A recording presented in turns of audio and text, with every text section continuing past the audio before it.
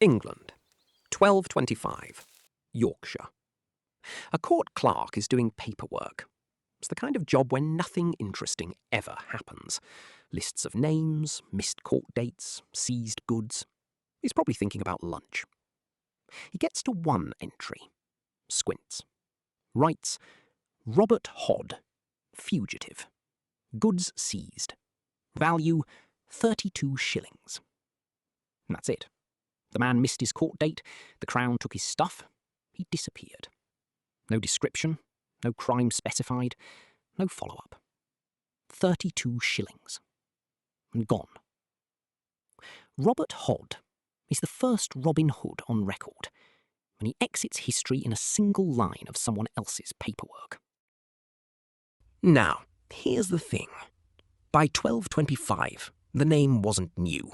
Clerks across England, Yorkshire, Berkshire, London, had already started using Robehod as a surname for unnamed outlaws. Not as a real name, as a type. The way a tabloid writes Lone Wolf Strikes Again, without knowing anything about the actual person. Except that he's probably not actually a wolf. Robehod meant something specific. A man who took to the forest, stepped outside the law, and became nobody. Which raises a question. Why that image, the hooded man in the trees, had such a grip on the English imagination that it became its own word? To answer that, you have to go back to 1066. And the moment England's problems, as they so often do, started with the French. October 14th, 1066. Hastings. Harold Godwinson is dead. Exactly how is actually disputed. The arrow in the eye story comes from a single tapestry made decades after the battle, and historians have been arguing about it ever since. It's possible Harold just got knocked off his horse by a Norman knight, and that was that. Less cinematic. Still dead. William of Normandy is king. What followed wasn't just a political transition. It was, to use the technical term, a complete redistribution of everything. The Domesday Book, 1086. Every piece of land, every cow, every mill, every person. Catalogued, assessed, claimed. The English called it the Domesday Book, the Book of Judgment. William looked at it and presumably said, good. Next. The numbers were not subtle. 200 Norman landowners. Half of all English land. 200 people.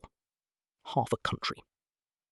The Anglo-Saxon landholding class had been, in practical terms, erased. Orderic Vitalis watched this happen. He was a Norman monk living in England, which put him in the uncomfortable position of having opinions about what his own people were doing. He wrote, the native people were crushed, imprisoned, disinherited, exiled, and subjected to shame and misery. He wasn't editorialising. He had access to the records. Free Saxon farmers became villeins, technically free, legally tied to land they no longer owned, paying rents to lords who, and this is the part that really stuck, didn't speak their language. Literally, did not speak their language. The new ruling class spoke Norman French. The peasants spoke Old English. 2 languages, 1 island.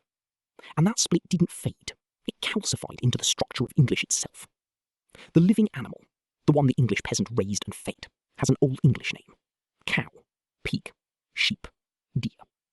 The meat on a Norman lord's plate has a French name. Beef, pork, mutton, venison. The Saxons raised the animals. The Normans ate them. 2 languages, 1 table.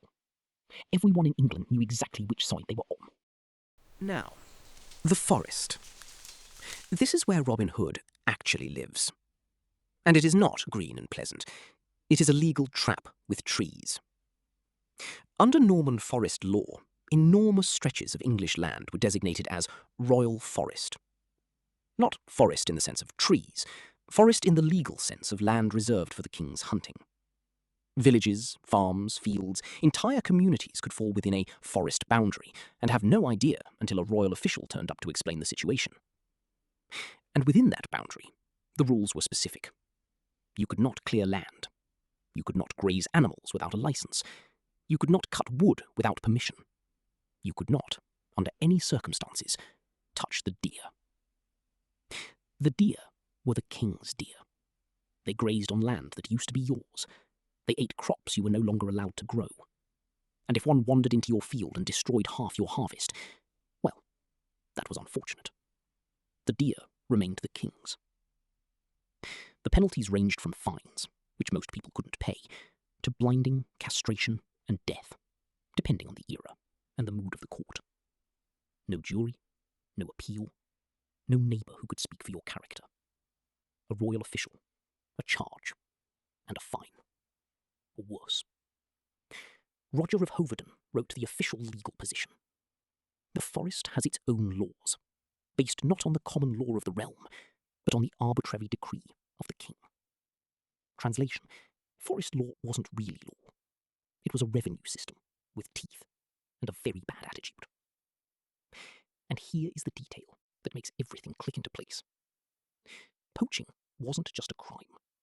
For many English peasants in the 12th and 13th centuries, it was the difference between eating and not eating. Bad harvest, sick cow. Lord raised rents again. He does that, every year, reliable as the weather. And there in the forest, the king had reserved for his own pleasure were deer. More deer than the royal hunters could kill in a lifetime. Deer that stood there, looking at him, technically untouchable. The man who went in anyway, who came back with me, who fed his family, who vanished before the foresters arrived. He wasn't a criminal to the people who knew him. He was just a man who'd done the obvious thing. He just needed a name. Robehod. The etymology is contested. Academics have been arguing about this specific word for approximately as long as Robin Hood himself was supposedly active, which tells you something about academics and not very much about Robin Hood. But the most compelling reading connects two things. Rob, from the old French robert, to rob, to plunder, already in common use by the Norman period, introduced with characteristic timing by the same people who had just taken everything. Hood, the covering, but in medieval legal language the hood carried a specific weight. An outlaw, declared caput lupinum, a wolf's head, was said to have drawn his hood, covered his face, stepped outside the protection of the law entirely. A man declared caput lupinum could be killed by anyone, anywhere, without penalty. No legal existence, no rights, no name the law would recognise. A Robehod wasn't just a robber in a hood. He was a man who had become legally invisible. No face, no name, no recourse. And by 1261, the word was appearing in court records as a generic surname for unnamed outlaws across multiple counties simultaneously. Not one man, a category. The English peasantry didn't invent Robin Hood as wish fulfillment. They invented him as a description. This is what happens to a man when you take everything from him. This is where he goes. This is what he becomes. Here's the hood. Here's the forest. Off you go. The first written mention of Robin Hood appears in William Langland's Piers Plowman, around 1377.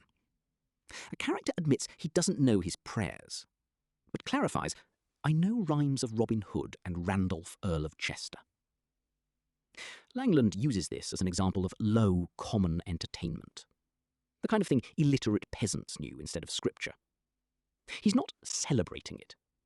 He's rolling his eyes at it, in the way educated men have always rolled their eyes out at things that are more popular than they are. But his contempt is useful, because he doesn't explain who Robin Hood is. He doesn't need to.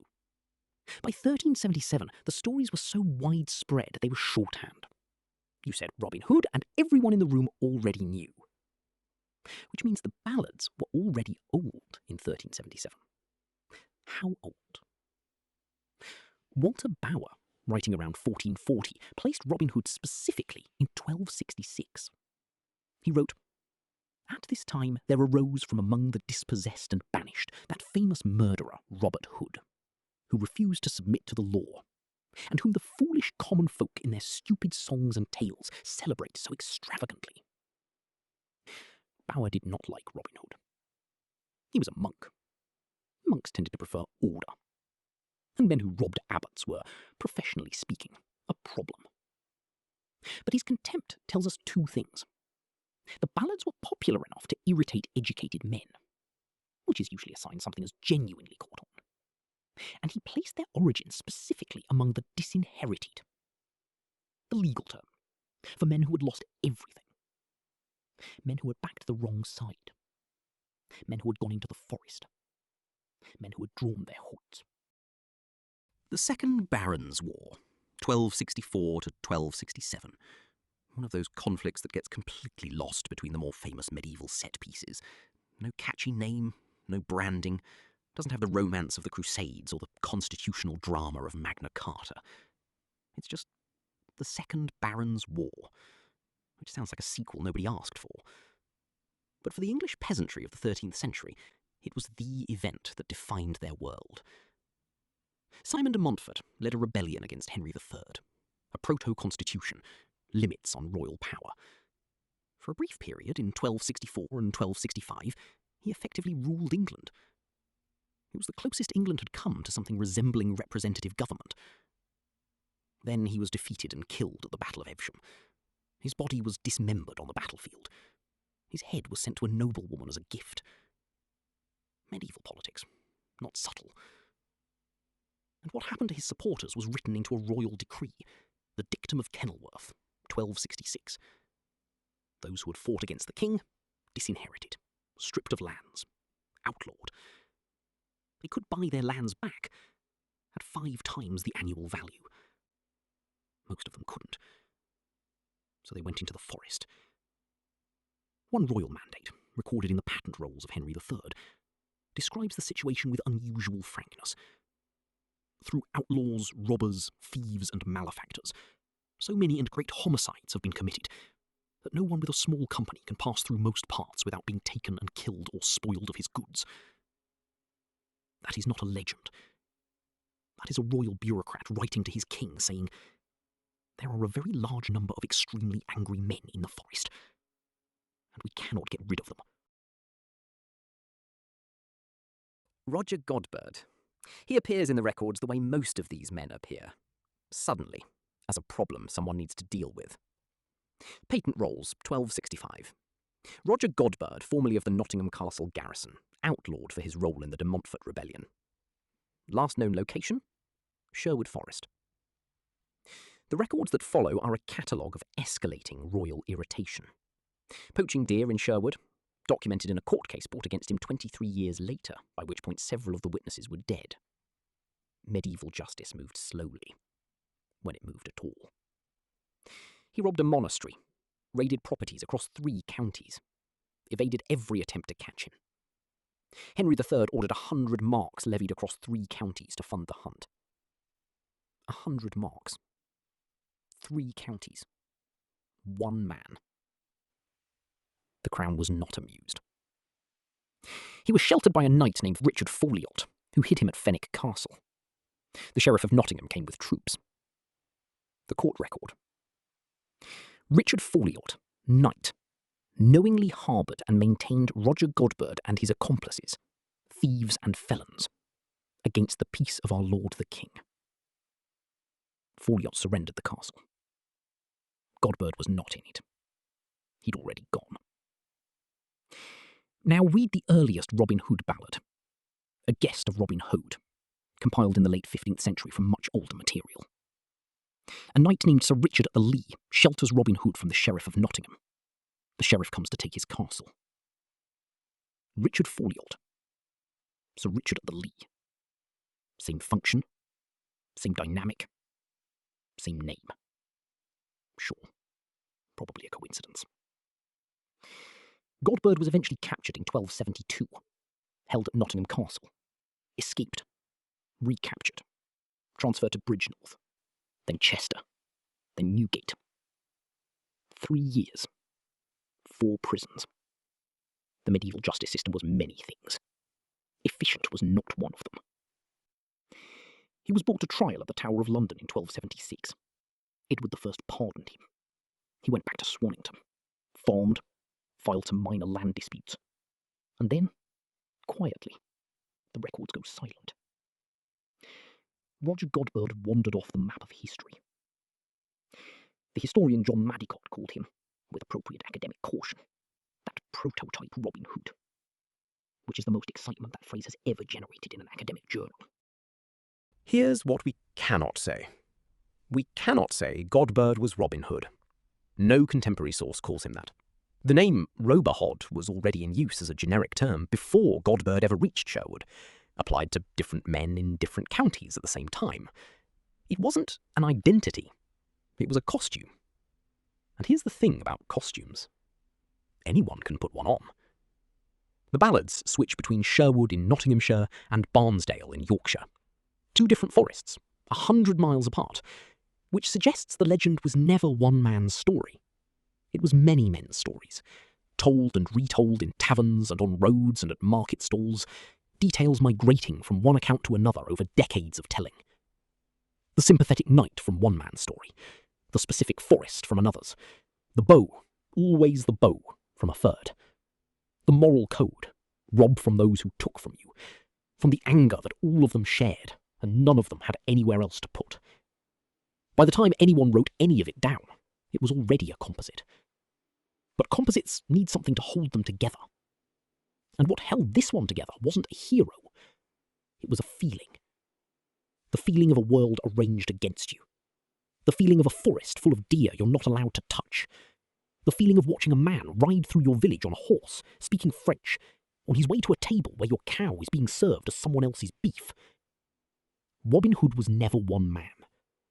He was that feeling, given a hood, a bow, and a forest, and sent out to do what everyone watching already wished they could.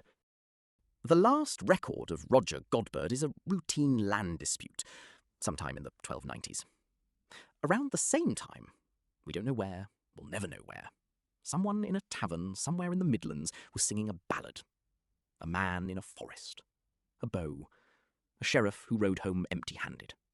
Again. The clerk who wrote Robehod, fugitive, 32 shillings in 1225, had no idea he was writing the opening line of the longest-running story in English popular culture. He was just doing paperwork. He was probably still thinking about lunch.